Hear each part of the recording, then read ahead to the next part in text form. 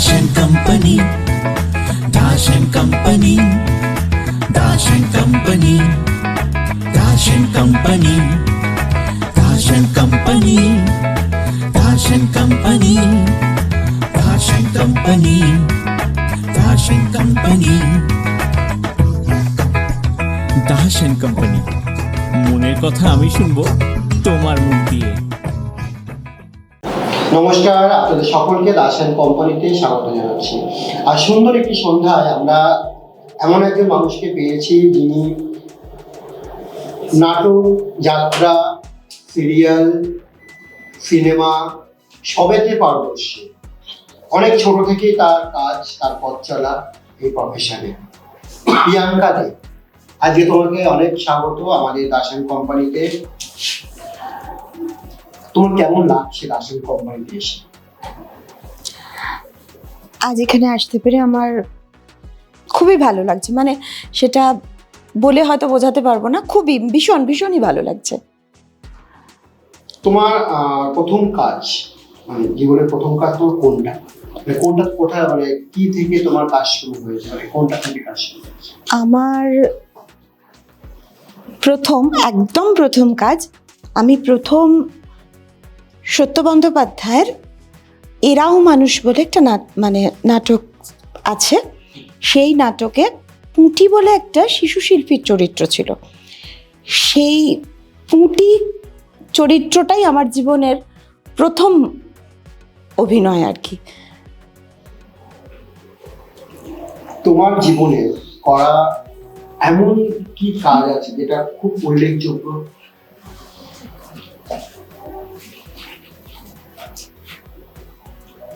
মানে সেটা যাত্রা না নাটক? যাত্রা যদি হয় তাহলে বলবো যে আমার সবচেয়ে পছন্দের এবং আমি সবসময় যে চরিত্রটা করতে ভালোবাসি, পছন্দ করি, সেটা হলো ভৈরবনাথ গঙ্গোপাধ্যায়ের একটি যাত্রাপালা আছে, যেটাতে শিখা বলে একটি চরিত্র আছে। সেই চরিত্রটা আমার ভীষণ পছন্দ। এখনকার সময় আর মানে এখনকার যাত্রা আর তখনকার যাত্রা কতটা ডিফারেন্ট? তখনকার যাত্রা বলতে যেটা আমরা বুঝি, মানে চারদিক খোলা মঞ্চের যাত্রা, যেটা আমরা ছোটবেলায় দেখতাম, সেটার অভিনয়ের ধরন, শিল্পীদের কাজ করার ধরন, সেটা ছিল একরকম। আর এখনকার যেটা তিন দিক ঘেরা, একদিকে দর্শক বসে, সেটা আর একরকম।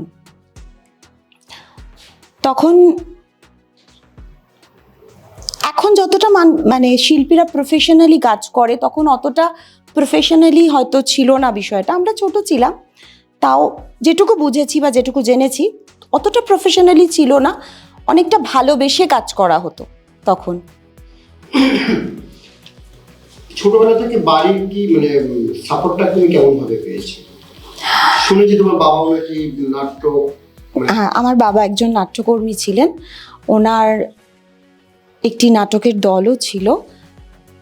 ওনার লিখিত প্রিন্টেড নাটক বাজারে বিক্রি হতো। হ্যাঁ, উনি নাটক লিখতেন, সেই নাটক বাজারে বিক্রি হতো। জীবনের অন্তরালে, রত্নাবাই, এরম অনেক নাটক ওনার লেখা আছে যেগুলো বিক্রি হতো এক সময়। তো সেই জন্যে আমার কোনো দিন এই প্রফেশনে আসতে গিয়ে বা অভিনেত্রী হয়ে ওঠার জন্য কোনো বাধা কোনো দিনই আমি পাইনি। এটা নয় তোমার বাড়ির ব্যাপারটা গেল, এবার বিবাহিত জীবনে আসার পরে হাজবেন্ডের সাথে কোনো রকম মানে কাজ নিয়ে কোনো রকম? না, সেরকম ভাবে নয়, মানে আমার শ্বশুরবাড়ি একটু পুরনো পন্থার বিশ্বাসী মানুষ, আমার শ্বশুর শাশুড়িরা। তো সেই জন্য প্রথম দিকে একটু সমস্যা হলেও পরবর্তীকালে যখন আমার হাজব্যান্ড আমার ভালোবাসার জায়গাটা বুঝতে পেরেছিলেন, তখন পারমিশন দিয়েছিলেন করার, মানে তখন কোনো বাধা সৃষ্টি আর হয়নি। মানে বলতে চাইছো যে মানে সব মিলিয়ে মানে সব দিক থেকে তুমি সাপোর্টটা পেয়েছো আর কি। হ্যাঁ, এখনো আমি আমার ছেলেমেয়েদের থেকেও সাপোর্ট পাই। আর তুমি তো অনেক যাত্রা করেছো, আমি যত মানে দেখেছি বা আমি ইউটিউব সোশ্যাল মিডিয়ায় দেখি, আমি অনেক তুমি যাত্রা করেছো। তো মানে কোন মানে যাত্রার মধ্যে কোন পালাটা সব থেকে বেশি তোমার ভালো লেগেছে, মানে অ্যাজ এ অভিনেত্রী হিসাবে কাজ করাটা? ওই যে বললাম, ভৈরব বাবুর একটি যাত্রা আছে মা যশোদা কাঁদে, ওতে শিখা চরিত্রটা আমার ভীষণই পছন্দের চরিত্র। আমি মানে মঞ্চস্থ করে আনন্দ পাই, মানে যতবার আমাকে বলা হবে করতে আমার কোনো সময় মনে হবে না যে করব না। জীবনে সবচেয়ে বড় পাওয়া কি? অভিনেত্রী হতে পারা। এমন কি আক্ষেপ থেকে গেছে যে এটা আমার হওয়ার ইচ্ছা ছিল বা এটা হতে পারিনি, বা এই চরিত্র করার ইচ্ছা ছিল করতে পারিনি? কিচ্ছু নেই। আর একটা পার্সোনাল কথা বলি, মানে এখনকার সময়ে এসে মানে ভালোবাসার মানুষ হিসেবে তুমি কাকে বেশি পছন্দ করো? ভালোবাসার মানুষ হিসাবে সেভাবে তো ভেবে দেখিনি। মানে আমার ভালোবাসার কোনো জিনিস যদি বলা হয় তাহলে সেটা আমার প্রফেশনটাই আমার কাছে আমার ভালোবাসার জিনিস। সব থেকে অনেক দিন চলেছে কোন নাটক, তো দীর্ঘদিন ধরে মঞ্চস্থ হয়েছে, অনেক মানুষ সেটা দেখেছে। অনেক দিন ধরে যদি বলি তাহলে সত্য বন্দ্যোপাধ্যায়ের এরাও মানুষ নাটকে আমি শিশু শিল্পী হিসেবে শুরু করলেও আমার জার্নি, পরবর্তীকালে ওই নাটকের যে নায়িকা অমিতা, সেটাও আমি করেছি। তো এই নাটকটা আমি আমার জীবনে বহু দিন বহু বছর ধরে বহুবার করেছি। তুমি তো নাটক যাত্রার পাশাপাশি তুমি সিরিয়াল ও ধারাবাহিক তুমি করেছো, বা তুমি শর্ট ফিল্মের মধ্যেও তুমি কাজ করেছো। তো তোমার সব থেকে আমি ধারাবাহিক যদি বলি, কোনটা সব থেকে বেশি জনপ্রিয়তা তুমি পেয়েছো, কোন প্রজেক্টটা করে? আমাদের আকাশহাটের সুশান্ত দার ওম সাইরাম। ওখানে কি মানে কেমন টাইপের চরিত্র তুমি প্লে করেছো? ওখানে আমি একটা নেগেটিভ চরিত্র করেছিলাম, যেটা মানে আমরা রাজাদার কাছ থেকে অনেক কিছু শিখেও ছিলাম চরিত্রটা করতে গিয়ে। এবং মানে যে চরিত্রটা একটা সংসারকে কিভাবে ভেঙে দেয়, সেই চরিত্রটা করতে গিয়ে দেখেছি, শিখেছি এবং অনেক দিন মানে কাজ করেছি রাজাদার সাথে ওই চরিত্রে। মানে আমি অনেকগুলো কথা বললাম, তার মধ্যে তোমার হয়েছে এখন আরেকটা যেটা বিষয় চলছে এখনকার, তখনকার অভিনয় একটা বিষয় ছিল যে একটা বেশ পরিচালকরা যখন কাজ করতো, একটা কাজ 14 দিন ধরে হতো, 24 দিন 22 দিন 25 দিন স্লটে কাজ হতো, বেশ অনেকটা লং টার্ম করে কাজ হতো। তো সেই সময়টা এখনকার যে এত শর্ট টাইম হয়ে গেছে, একদিনই 22 মিনিট 20 মিনিটের সিন তুলতে হবে, মানে একটা খুব প্যাকড আপ শিডিউল হয়ে গেছে। সেটার ক্ষেত্রে কোনো রকম প্রবলেম দেখা দেয়? হ্যাঁ, প্রবলেম তো অবশ্যই দেখা দেয়, তবে একটা জিনিস কি, তখন অনেকটা সময় নিয়ে কাজ হতো, তো তাই অনেক ভালো কাজ করা সম্ভব হতো। এখন যেহেতু সময় কম, তাই ভাবনাটার সময়ও কম। কোনো জিনিস নিয়ে মানুষ যদি কম ভাবতে পারে তাহলে তার উপস্থাপনাটাও একটু তো আঘাত পড়ে। যদি বলিউড থেকে ডাক আসতো তখন তুমি কি করতে? ভেবে দেখিনি। না করতে, কাজটা করতে না? হ্যাঁ, সুযোগ পেলে মানুষ তো অবশ্যই চেষ্টা করে সেটা এগিয়ে যাওয়ার। তবে তোমাকে আমি তিনটে কথা বলি, যেটা হচ্ছে ধরো বলিউড, টলিউড আর south Indian. South Indian film, Hindi movie আর বাংলা মুভি, তিনটেই তোমার কাছে একসঙ্গে এসছে, তুমি কোনটা আগে করবে? অবশ্যই টলিউড।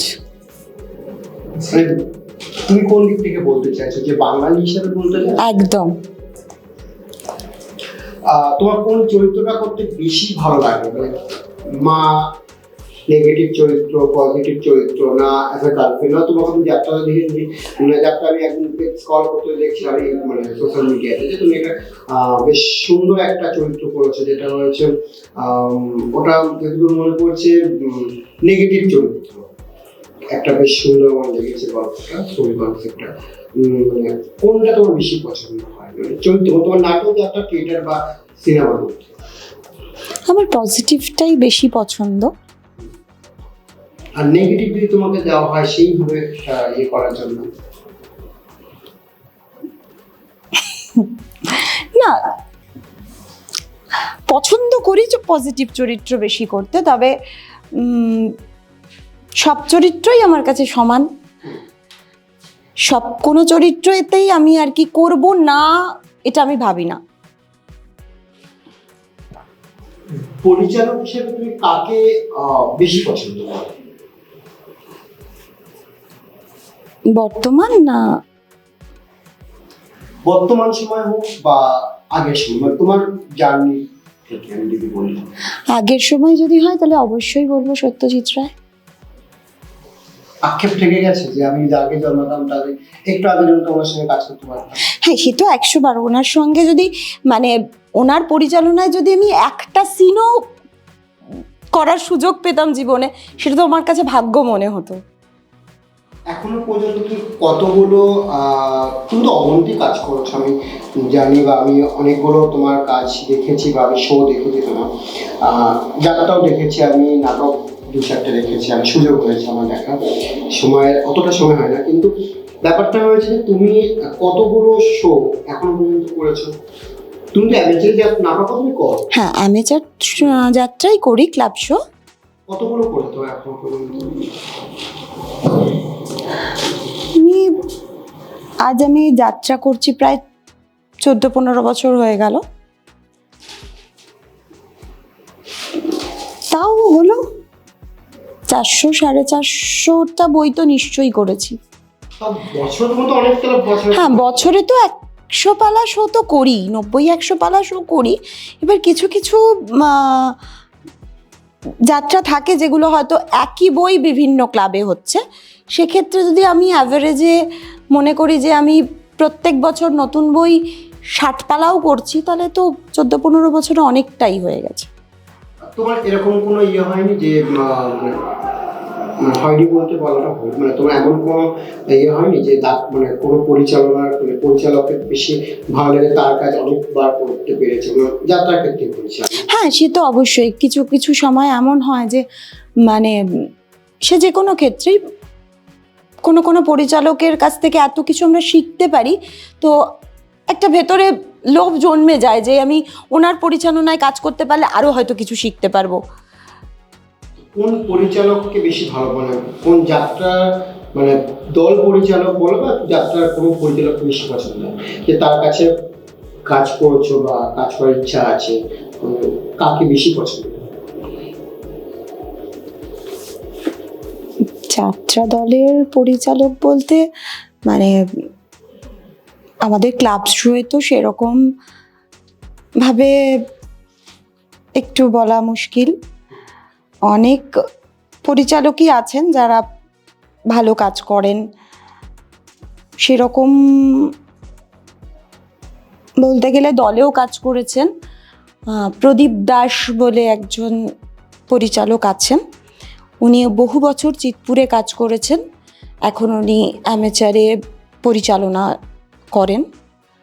ওনার কাছ থেকেও অনেক কিছু শেখা যায়, মানে উনি গ্রামাটিক্যালি অনেক কিছু বুঝিয়ে দেন আমাদের। উল্লেখযোগ্য মানে ভাবে আমি তুমি যদি উল্লেখযোগ্য ভাবে বলি, কোন পরিচালককে তুমি বেশি ইয়ে করো, পছন্দ করো নাটক যাত্রা থেকে? পরিচালককে পছন্দ করি? খুব কঠিন একটা বলে কথা বললাম। একটু কঠিন।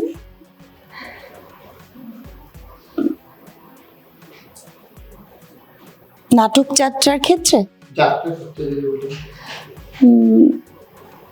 যাত্রার ক্ষেত্রে বললে আমি প্রদীপদার কথাই বলবো। উনি মানে শিক্ষক হিসেবে খুবই ভালো। আমি তোমাকে কতগুলো কোয়েশ্চেন জিজ্ঞাসা করছি, সেগুলো আমাকে উত্তর দেবে। তোমার প্রিয় অভিনেতা কে? সৌমিত্র চট্টোপাধ্যায়। প্রিয় অভিনেত্রী কে? সুচিত্রা সেন। প্রিয় গায়ক কে? নচিকেতা। নচিকেতা, অনেকে তো শিল্পী আছে, নচিকেতাটাকে তুমি মানে মানে সে কি মানে ভালো অন্য রকমের অন্য টাইপের গান গাইতে চান? একটু মানে ডিফারেন্ট টাইপের গান different গাইতে চান? type এর। মানে অনেক না বলা কথা যেগুলো আর কি মানুষ স্বীকার করতে পারে না, বলতে পারে না, সেগুলো নচিকেতার গানের মধ্যে বলতে পারে আর কি, সেটাই ভালো লাগে। তোমার কবিদের মধ্যে, কবি সাহিত্যিকদের মধ্যে কাকে বেশি পছন্দ করো? কবিতা আমার খুব বেশি পড়া হয়ে ওঠে না। তোমার পছন্দ তারা রবীন্দ্রনাথ অবশ্যই আমার পছন্দ। সেটা তো প্রত্যেকটা মানুষের ক্ষেত্রেই। আমার প্রথম এবং শেষ পছন্দ রবীন্দ্রনাথ। জীবনে অনেক বড় বড় চাপ তোমার উপর থেকে গেছে, সেই চাপ সামলে কাজ করার একটা চাপ, মানে কোনটা বেশি তুমি ইয়ে করো, মানে জীবনের চাপটাকে বেশি প্রেফার করছো না কাজটাকে বেশি প্রেফার করছো? একটা চাপ এসেছে, কাজটাকে বেশি প্রেফার করি, যার জন্য ব্যক্তিগত জীবনের চাপগুলো চাপ বলে মনেই হয় না আমার কাছে।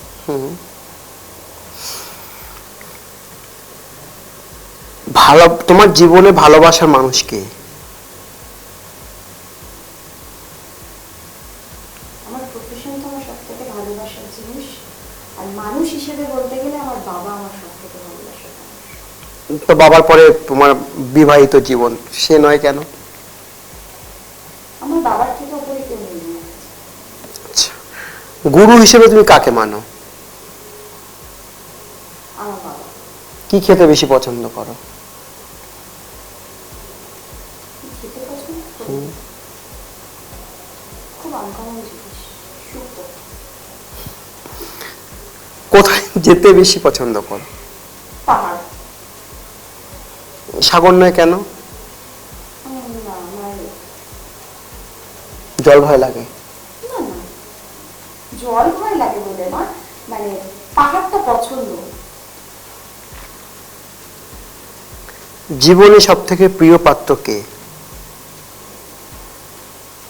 প্রিয় পাত্র মানে সেভাবে আর কি, সেরকম ভাবে কাউকে আলাদা করে আর কি ভাবতে পারি না যে আমার খুব প্রিয়।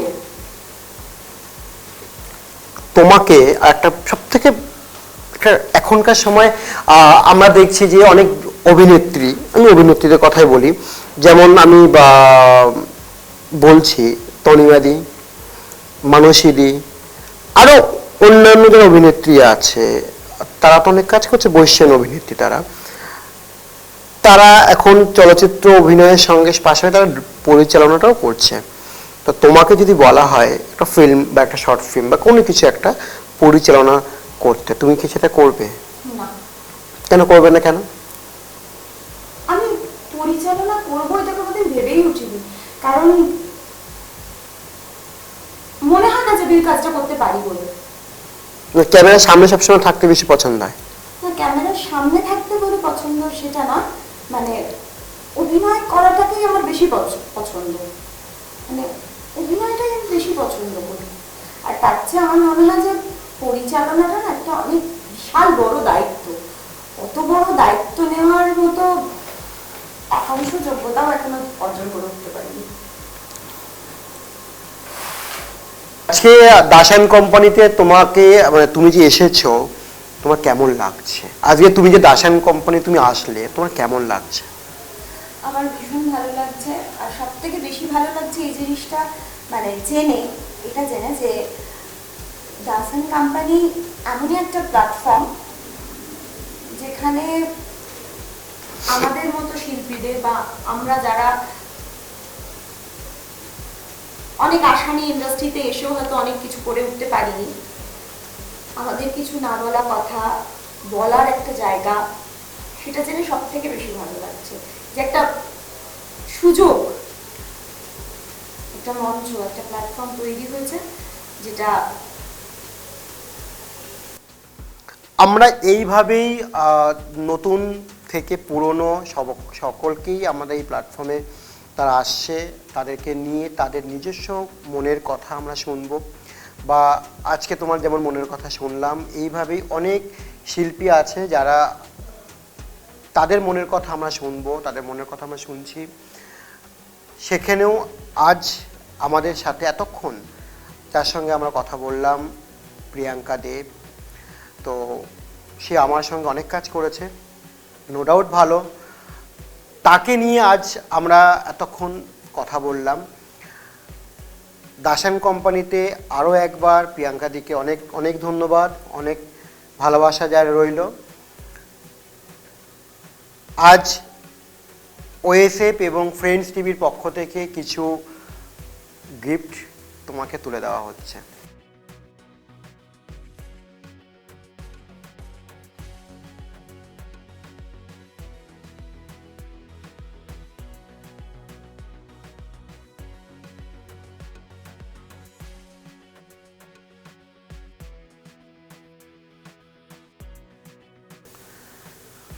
দাস অ্যান্ড কোম্পানি থেকে ফ্রেন্ডস টিভি এবং ওএসএফের পক্ষ থেকে ছোট্ট একটি স্মারক, আর ফ্রেন্ডস টিভি এবং ওএসএফের পক্ষ থেকে একটি ছোট্ট গিফট।